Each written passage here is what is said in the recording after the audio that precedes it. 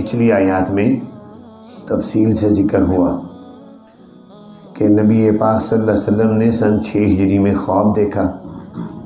کہ ہم عمرہ کرنے کے لیے جا رہے ہیں۔ صحابہ کرام کو بیان کیا اور وہ یہی سمجھے کہ اسی سال ہم عمرہ کریں گے، اور لہٰذا اسی سال وہ تیاری کر کے عمرے کے لیے چلے گئے۔ خواب کے لیے یہ ضروری نہیں ہوتا کہ جب خواب نظر آئے اور اس کے بعد اس کی جلدی تعبیر ہو جائے، تعبیر کو بعض کا دیر بھی لگ سکتی ہے۔ حضرت یوسف علیہ السلام نے بچپن میں خواب دیکھا تھا جس کی تعبیر 40 سال کے بعد آئی، تو نبی پاک صلی اللہ علیہ وسلم 1500 صحابہ کو لے کر اسی سال روانہ ہو گئے، اور پھر حدیبیہ کے مقام پر مشرکین نے آگے نہ جانے دیا اور لڑنے مرنے کے لیے تیار ہو گئے۔ شرائط یہی طے ہوئی کہ اس سال عمرہ نہیں کریں گے، اگلے سال عمرے کے لیے آئیں گے اور 3 دن تک مکے میں ٹھہریں گے اور بس چلے جائیں گے۔ نبی پاک صلی اللہ علیہ وسلم جب واپس آئے حدیبیہ سے تو منافقین نے چیمیں گوئیاں اور باتیں کرنا شروع کر دی کہ اللہ کے نبی کا تو خواب سچا ہوتا ہے، تو تم لوگ عمرہ کرنے گئے تھے اور عمرہ کر کے نہیں آئے، ایسی واپس آ گئے۔ تو ان باتوں کا جواب اللہ تعالیٰ نے اس آیت میں دیا، فرمایا لقد صدق اللہ رسولہ الرؤیا بالحق، البتہ سچ کر دکھایا اللہ نے اپنے پیغمبر کے خواب کو حق کے ساتھ۔ لَتَدْخُلُنَّ الْمَسْجِدَ الْحَرَامَ انشاءاللہ، البتہ ضرور تم داخل ہوگے مسجد حرام میں اگر اللہ نے چاہا۔ منافقین وہ جو اپنی منہ سے بکواس کر رہے ہیں وہ سن لیں، نبی پاک صلی اللہ علیہ وسلم اور مسلمان ضرور مسجد حرام میں داخل ہوں گے، آمنین، امن اور سکون سے جائیں گے، محلقین رؤوسکم، منڈوانے والے ہوں گے اپنے سروں کو، ومقصرین، اور بال چھوٹے کروانے والے ہوں گے۔ چونکہ جو احرام باندھ کر عمرہ کرتا ہے تو عمرہ میں جب طواف کر لیتا ہے، سعی کر لیتا ہے، تو اس کے بعد بال کٹوا کر ہی وہ احرام سے باہر آ سکتا ہے۔ اس کے 2 ہی طریقے ہیں، یا تو وہ پورے سر پر اس طرح پھروا کے، اس کو حلق کہتے ہیں عربی میں، محلقین رؤوسکم، اور دوسرا وہ مقصرین ہے، چھوٹے کروائے۔ اور چھوٹے کروانے کا مطلب یہ نہیں ہوتا کہ 1-2 بال سر سے کٹوا دے، بلکہ جس کے پورے بال پیچھے تک ہیں، پیچھے سے پورے ایک پورے کے برابر بال کٹوانے ہوتے ہیں۔ پیچھے سے جو بال نیچے آ رہے ہوتے ہیں جیسے کسی کے پٹے ہوں، تو نیچے سے چونکہ بال برابر ہوتے ہیں تو ایک پورے کے برابر پوری لائن سے بال کٹوانے ہوتے ہیں، پھر وہ آدمی عمرے سے وہ اپنے احرام سے باہر آتا ہے۔ اگر چھوٹے چھوٹے بال ہیں جیسے عام طور پر لوگوں نے رکھے ہوتے ہیں، ایسے رکھنے کی صورت میں پورے ہی بال کٹوانے ہوتے ہیں، اس میں پوری حلق کروانا ہوتا ہے، تو اس لیے یہ مسئلہ ہے۔ تو بہرحال دونوں طریقے ہیں، حلق کروانا اور بالوں کو کٹوانا۔ فرمایا تم بال کٹواؤ گے بھی اور حلق کرواؤ گے، یہ وقت عنقریب آنے والا ہے۔ لا تخافون، اور تم نہیں خوف کرو گے کسی چیز کا۔ تو ایسے ہی ہوا، سن 7 ہجری پھر نبی پاک صلی اللہ علیہ وسلم صحابہ کرام کے ساتھ گئے اور عمرہ کیا۔ فَعَلِمَ مَا لَمْ تَعْلَمُوا، جان لیا نے اس چیز کو جن کو تم نے نہیں جانا۔ فَجَعَلَ مِن دُونِ ذَلِكَ فَتْحًا قَرِيبًا، پھر کر دیا اللہ نے اس سے پہلے ایک فتح قریب۔ حدیبیہ سے واپس آئے، ساتھ ہی اللہ تعالیٰ کا حکم آ گیا، حدیبیہ پہنچے، حدیبیہ کہہ رہا ہوں خیبر پہنچے، تو خیبر جا کر وہاں پر یہودیوں کا محاصرہ کیا، لڑائی بھی ہوئی جس میں 15 صحابہ شہید ہوئے، 93 جو یہودی قتل ہوئے، اور پھر وہ اپنے قلعوں میں چھپ گئے، بالآخر انہوں نے ہتھیار ڈال دیے، تو وہ فتح اللہ تعالیٰ نے عطا کی۔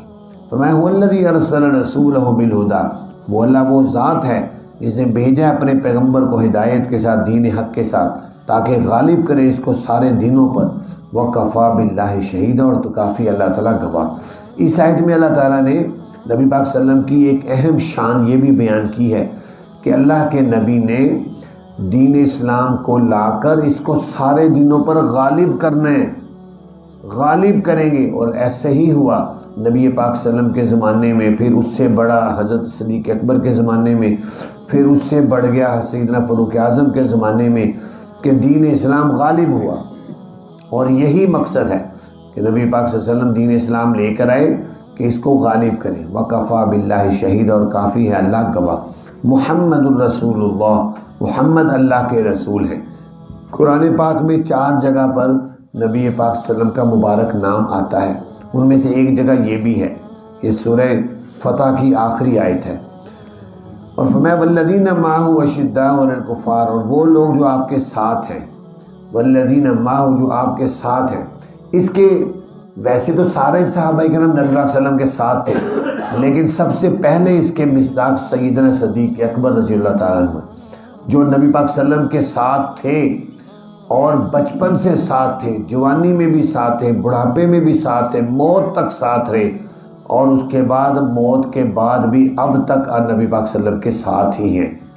اور پھر اب سے لے کر قیامت تک ساتھ رہیں گے، اور قیامت کے دن جب اٹھیں گے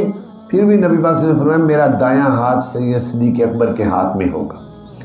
تو اس طریقے سے اس کے مصداق سیدنا صدیق اکبر ہے۔ اشداء علی الکفار، جو صحابہ نبی پاک صلی اللہ علیہ وسلم کے ساتھ ہیں ان کی دوسری شان یہ ہے کہ وہ کافروں پر سخت ہیں۔ سارے ہی صحابہ کافروں کے معاملے میں بڑے سخت تھے،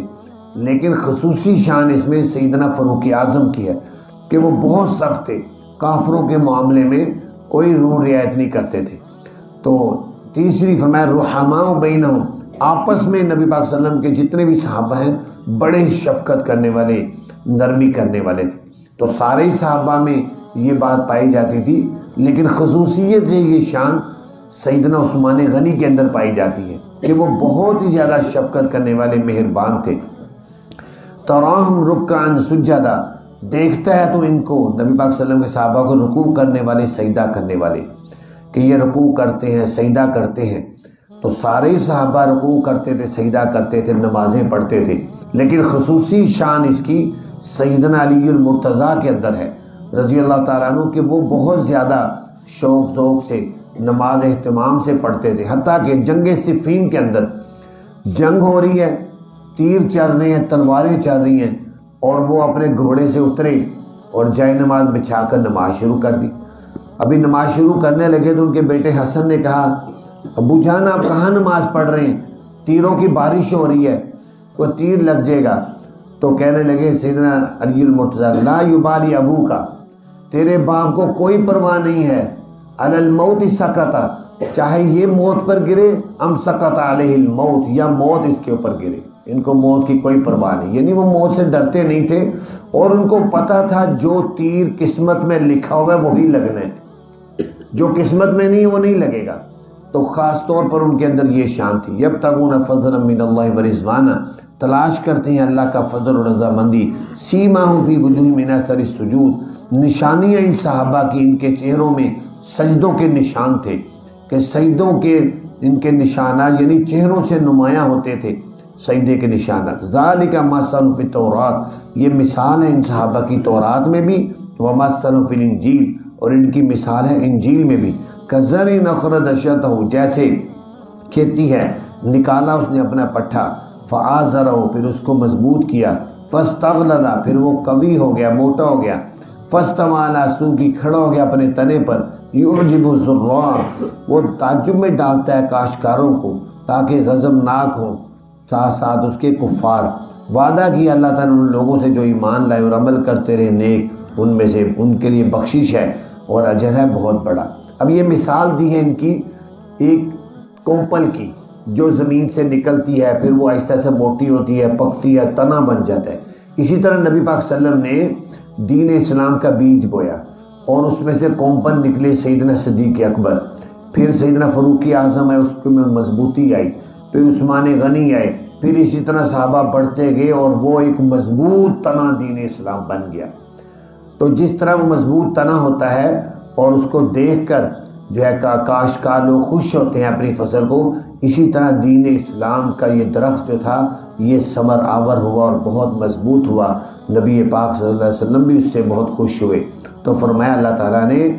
وعدہ کیا ہے ایمان والے لوگوں سے جو نیک عمل کرتے ہیں بخشش کا اور اجر عظیم کا۔ اللہ تعالیٰ سے دعا ہے اللہ تعالیٰ ہمیں قرآن پاک کو سمجھنے کی توفیق عطا فرمائے۔